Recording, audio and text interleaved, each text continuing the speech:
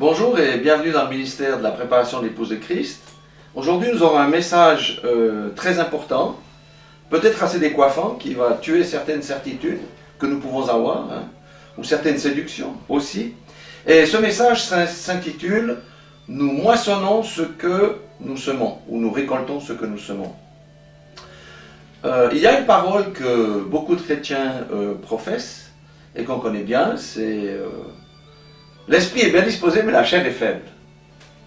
Mais vous savez que c'est aussi un des versets préférés de Satan, ce verset-là. Pourquoi? Parce qu'il utilise ce verset pour endormir les chrétiens en disant, tu vois, la parole de Dieu dit que oui, ton esprit est bien disposé, mais ta chair est faible, donc le Seigneur connaît tes faiblesses, tu peux pécher. En fait, c'est un verset, parce qu'il manque quand même une partie dans ce verset-là, qui permet, entre guillemets, d'autoriser à pécher et qui sous-entend que, bon, notre esprit est bien disposé, mais notre chair est faible, donc vivons aussi selon la chair, et ainsi de suite. Mais nous allons démonter cela avec la parole de Dieu. Et ce que je vous propose, c'est de commencer avec un texte dans Galates, chapitre 6, verset 7. La parole de Dieu déclare ceci. Ne vous y trompez pas. Ça veut dire qu'on peut se tromper, hein. Ne vous y trompez pas. On ne se moque pas de Dieu. Ce qu'un homme aura semé, il le moissonnera aussi. Amen. Ça, c'est un principe. Ce qu'on sème, on va le moissonner en bien comme en mal. Celui qui sème pour sa chair, moissonnera de la chair la corruption. Mais celui qui sème pour l'esprit, moissonnera l'esprit de vie éternelle. Amen. Donc, on voit que si on sème selon la chair, on va moissonner la corruption, mais si on sème selon l'esprit, on va récolter la vie éternelle. Donc là, on comprend déjà que si on vit par la chair, la vie éternelle n'est pas pour nous. Amen. Allons dans 1 Corinthiens, chapitre 6, verset 9. 1 Corinthiens 6, 9. Et nous allons voir aussi ici quelque chose de très intéressant. Il dit... il y a deux, vous avez vu avant, hein, on moissonne selon la chair ou on sème selon la chair ou on sème selon l'esprit. Mais ici, il parle de deux types de personnes. Ne savez-vous pas que les injustes n'hériteront point le royaume de Dieu? Ne vous y trompez pas. C'est la deuxième fois que le Seigneur dit, ne vous y trompez pas.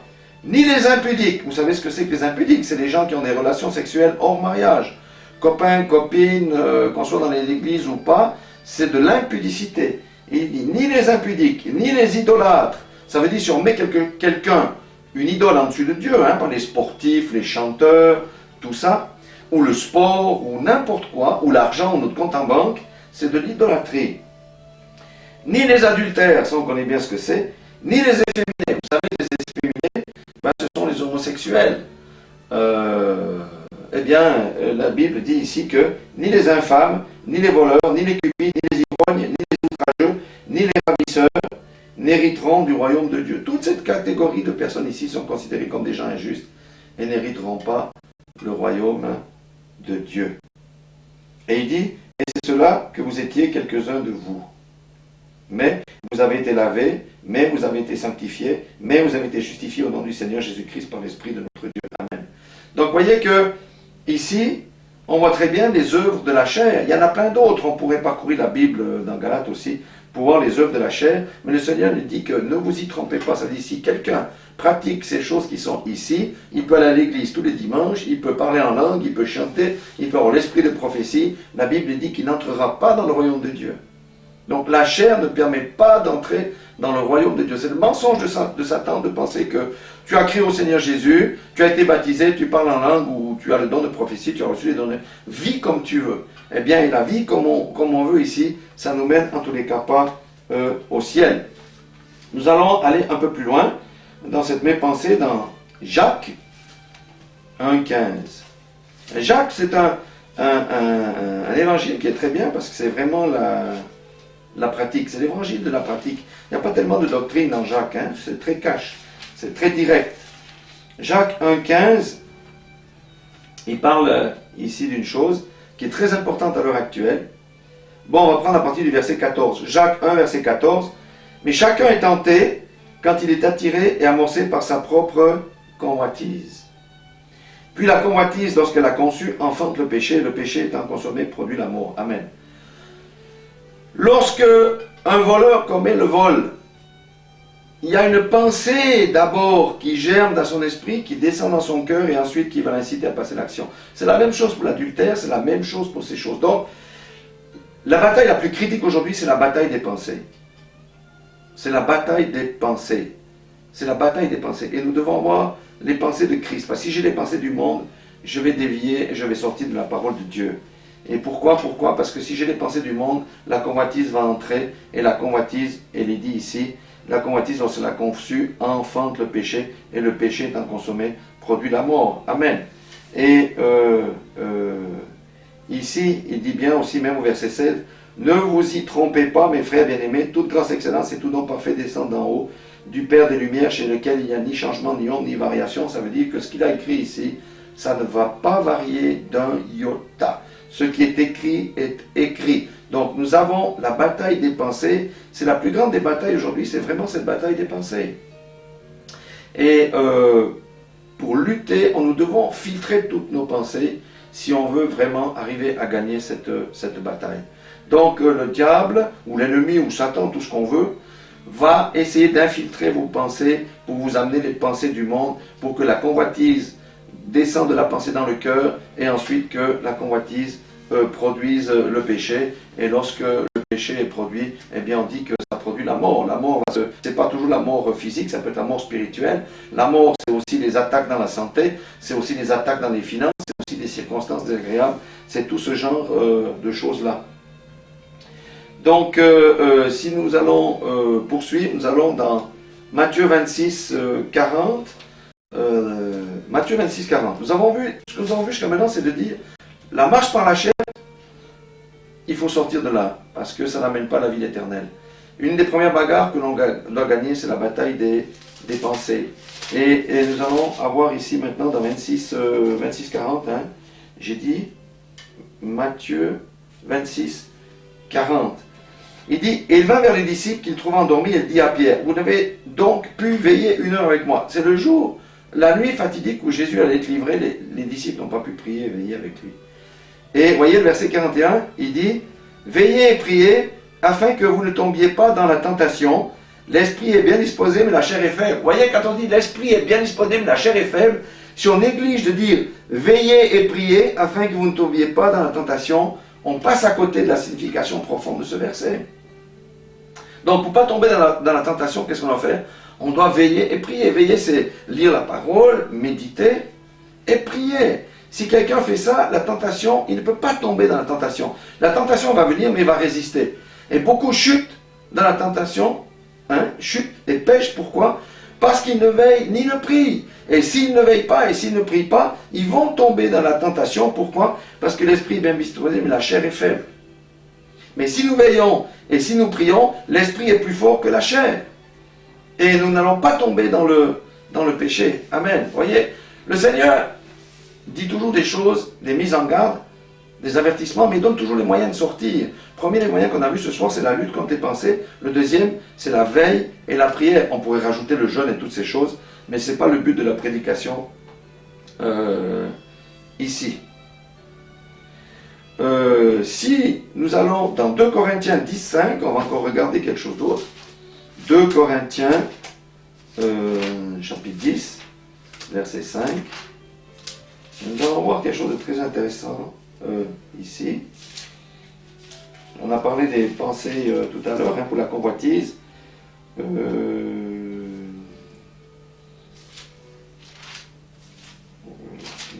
j'ai dit, voilà. Verset 5, il dit, nous renversons les raisonnements. Les raisonnements, c'est où? Dans les pensées, c'est les pensées qui donnent les raisonnements.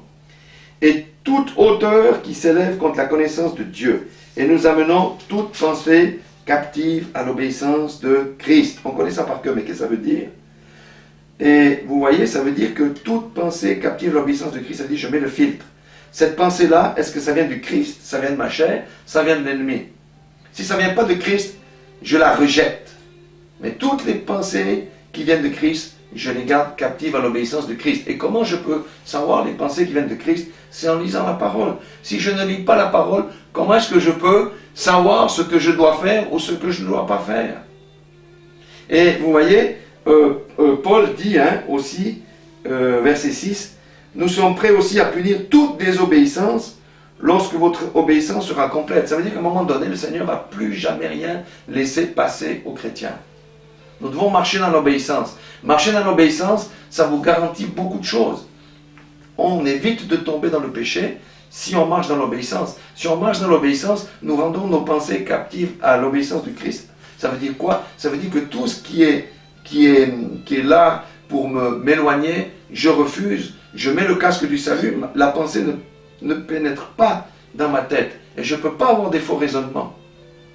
Donc, vous voyez, la prière, la méditation, le filtre ici rend toutes nos pensées captives à l'obéissance de Christ. Ça nous permet de rester sur quel chemin? Sur le chemin étroit. Parce qu'il n'y en a qu'un seul chemin qui mène à la vie éternelle, c'est le sentier étroit. Et la Bible dit que large est la route et la majorité vont à la perdition parce qu'ils ne croient pas ce que la parole de Dieu dit. Ils ne croient pas aux avertissements du Seigneur. Ils négligent la prière, ils négligent la méditation et ils négligent la sanctification. Amen. Vous voyez, la parole de Dieu, elle est claire. Et le Seigneur va nous donner encore d'autres moyens de résister au diable. Parce que Jésus a dû résister au diable. Il n'a pas fléchi le genou. Il faut aller dans Éphésiens 6, verset 14. On connaît bien, c'est l'armure. Il dit, tenez donc ferme. Ça veut dire résister quand la tentation vient. Résister quand le diable vous attaque. Tenez donc ferme. Ayez à vos reins la vérité pour ceinture. Si j'ai le mensonge dans ma bouche, c'est foutu. Je suis déjà captif de l'ennemi. Si j'ai l'exagération, si je ne dis pas toute la vérité, je suis déjà foutu parce que je dois avoir la vérité comme ceinture. Vous savez que dans les anciens temps, on mettait des grosses ceintures, c'était plus d'1 mètre ou 2 mètres, on se saignait autour des reins parce qu'on faisait la longue marche. Il y a encore un héritage aujourd'hui qu'on peut voir, c'est les motards. Les motards, quand ils roulent des kilomètres, ils mettent une ceinture pour tenir les reins. Et vous voyez, si vous n'avez pas la ceinture, votre corps s'affaisse. Et la ceinture qui tient tout le chrétien, c'est la vérité. C'est pour ça que parmi les chrétiens, le mensonge ne doit pas exister parce que le père du mensonge, c'est le diable. Vous voyez, le Seigneur nous donne ici concrètement déjà un moyen de tenir ferme. Revêtez la cuirasse de la justice. Mettez les chaussures à vos pieds, le zèle que donne l'évangile de paix. L'évangile de paix, on n'est pas dans la discorde, c'est aussi un autre moyen. Mais c'est surtout le verset 16. Prenez par-dessus tout le bouclier de la foi.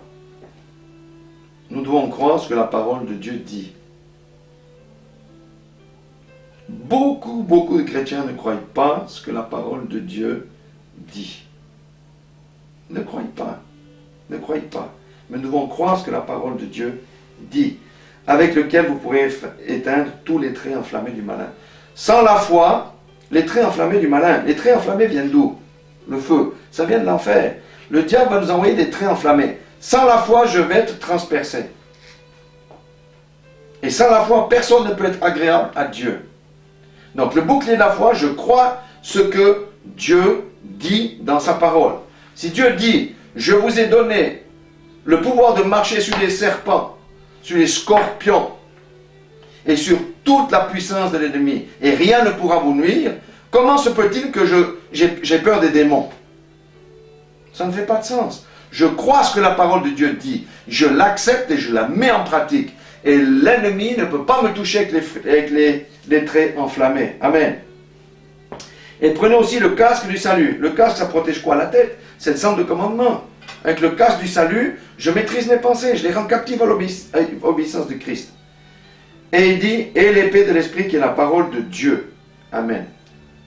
Si je ne connais pas la parole de Dieu, comment je peux utiliser l'épée de l'esprit? Je me trouve face à un ennemi, j'ai un pistolet à eau, je n'ai pas d'arme. Mais moi, je combats l'ennemi avec la parole de Dieu. Il est écrit, Jésus a combattu l'ennemi avec la parole de Dieu. Il est écrit, toute arme forgée contre moi sera nulle et sans effet. Satan, je te renvoie. Il est écrit, j'ai le pouvoir de t'écraser la tête, je t'écrase la tête. Il est écrit, j'ai le pouvoir de chasser les démons. Démons, je t'ordonne et je te commande de sortir de ce corps dans le nom de Jésus-Christ.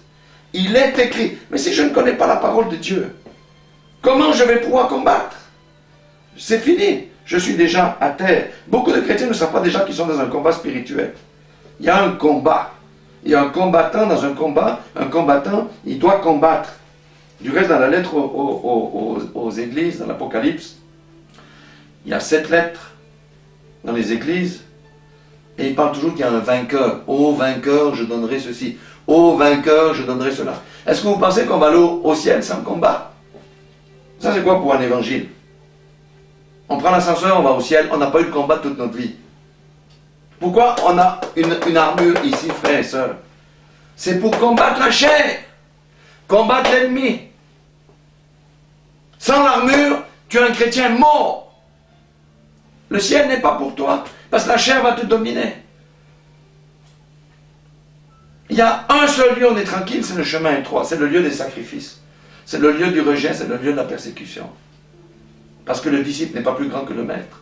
Jésus a souffert le rejet de la persécution pour la puissance. C'est la même chose pour nous. Il y a un prix à payer. Verset 18, il dit, faites en tout temps par l'Esprit toutes sortes de prières et de supplications. Veillez à cela avec une entière persévérance et priez pour tous les saints. Amen. La prière de nouveau. La prière de nouveau.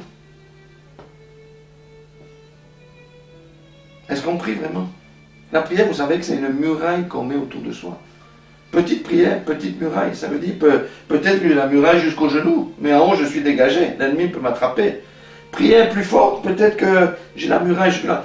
Puissante prière, je suis entouré, l'ennemi ne peut pas me toucher. Nous devons renouer avec la prière. Le Seigneur dit, veillez, priez, afin de ne pas tomber en tentation. Amen. C'est la parole de Dieu, hein. C'est pas moi qui le dis, c'est la parole de Dieu. Pourquoi il y a tant d'échecs? Parce qu'on a plus une vie de télévision et de cinéma que de prière. Amen. Nous devons retourner à la parole. Frère, regardez, le monde ne sait plus que faire. Ça saute dans tous les coins. Avant, on pouvait dire, oui, mais c'est en Afrique, c'est en Asie. Aujourd'hui, c'est à Paris. Demain, ça va être à Londres. C'est partout que ça saute. Mais comment faire si on n'est pas revêtu de l'armure? On ne pourra pas tenir. Si le chrétien qui vit par la chair va être laminé. Il ne pourra pas tenir. C'est pourquoi que le Seigneur nous exhorte ici de manière très claire à faire ces choses. Nous allons aller dans Marc 12, verset 31. Non, la parole de Dieu, je vous l'assure, elle est formidable. Pendant 20 ans, je peux dire, j'étais un chrétien endormi jusqu'à ce que je croyais la parole de Dieu. Pourtant, j'allais à l'église, je faisais toutes ces choses, j'étais un chrétien mort. Je ne connaissais rien à la parole, rien au combat spirituel, jamais chassé un démon, jamais guéri un malade, jamais rien. Mais quand je me suis approché de Dieu à genoux pour méditer la parole, manger la parole et prendre la parole au sérieux, les choses là se passent. Et ça, c'est disponible pour tous, parce que le temps des miracles n'est pas terminé, parce que Jésus est le même hier, aujourd'hui, éternellement. Et si Jésus vit en moi, vit en toi, eh bien les mêmes miracles, la même puissance est disponible. Amen. J'avais dit Marc 12, 31. Il y a une chose dans ces temps où nous vivons qui déstabilise l'ennemi, c'est la marche dans l'amour. L'ennemi ne peut rien faire quand on manifeste de l'amour à son ennemi. L'ennemi ne peut rien faire quand on marche dans l'amour. Et la marche dans l'amour, nous avons 2 jambes. Première jambe, verset 30, tu aimeras ton Seigneur, le Seigneur ton Dieu, tout ton cœur, de toute ton âme et toute ta pensée, toute ta force. Qui on met en premier dans notre vie? Le Seigneur, Dieu Tout-Puissant. Les autres qui mettent Dieu à la 14e place, ils sont unijambistes. Vient le vent, ils vont tomber. Maintenant le verset 31. Et voici le second, tu aimeras ton prochain comme toi-même. Il n'y a pas d'autre commandement plus grand que cela. Amen. Vous voulez avoir la victoire dans la vie, la santé, la guérison, il faut marcher dans l'amour. Vous voulez la puissance de Dieu, marchez dans l'amour. L'amour, c'est ce qui déstabilise Satan. Il ne peut rien faire. Si vous marchez dans l'amour, il ne peut rien retenir contre vous. Il n'a aucun droit légal contre vous. C'est fini. Il doit vous relâcher de la prison. Beaucoup de gens sont dans la maladie à cause du non-pardon. Parce que ce n'est pas l'amour. Si nous marchons dans l'amour, je vous le garantis, c'est Dieu qui le garantit. L'ennemi ne peut rien contre toi, ne peut rien contre moi. Nous aurons des épreuves, mais la Bible dit que, je crois que c'est dans Psaume 35, 14, quelque chose comme ça, il dit que le malheur atteint souvent le juste, mais Dieu l'en délivre toujours. Toujours.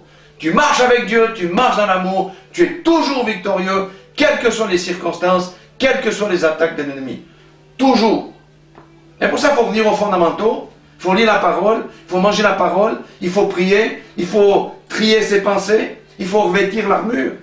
Dieu nous donne le mode d'emploi, c'est la meilleure des recettes, elle se trouve dans la Bible.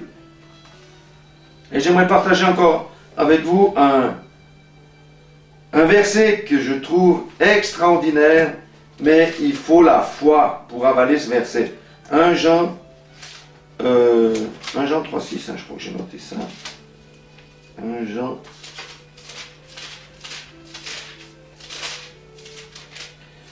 C'est 1 Jean 3,6. Écoutez bien ce qu'il dit. Quiconque demeure en lui ne pêche point. On dit que non, c'est pas possible qu'il exagère. Vous exagérez, l'homme ne peut pas ne pas pécher. Quiconque demeure en lui ne pêche point. Quiconque pêche ne l'a pas vu, ne l'a point connu. Quand on marche par la chair, nous péchons. Ça veut dire que nous ne demeurons pas en Jésus-Christ. Et si nous sommes hors de Jésus-Christ, le diable peut nous attaquer, peut nous détruire. Je peux vous prouver par la Bible, je peux vous donner des exemples puissants de guérison, de changement de circonstances, lorsque les gens commencent à demeurer dans la parole de Dieu. Mais lorsqu'on n'est pas dans la parole de Dieu, on est sans armure, on est dehors et nous sommes exposés. Et il dit, quiconque pêche ne l'a pas vu. Le Seigneur a dit, soyez saints car je suis saint. Il n'a pas dit, soyez à 30% saints car je suis saint. Il a dit, soyez saints car je suis saint. C'est un ordre du Seigneur, un commandement, mais avec le commandement, il nous donne la possibilité de marcher dans la sainteté. Amen. Et puis,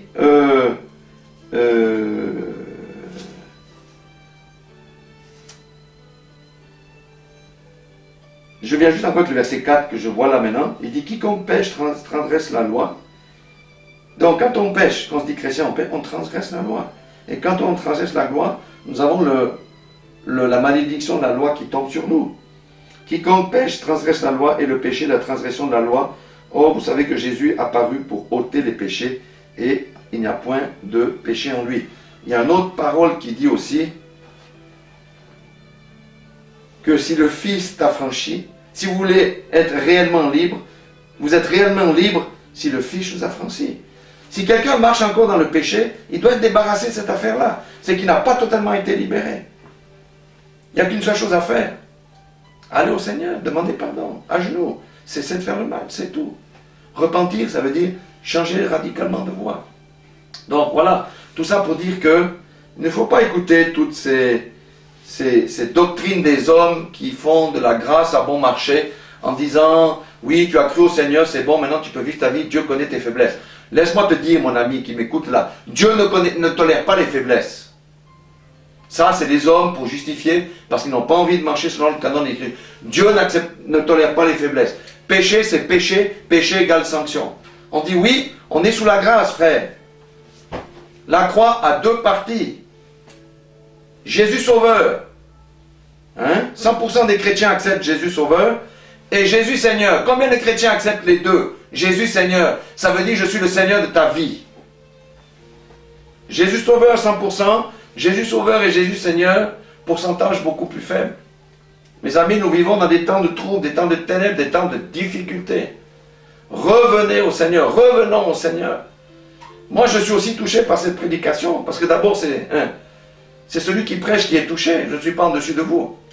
Combien de fois j'ai mis aussi le genou à terre, mais le Seigneur m'a relevé, m'a pardonné, m'a réinstallé et me rend plus fort. Pourquoi? Parce que je mange la parole de Dieu. On ne mange pas seulement le pain, le poulet.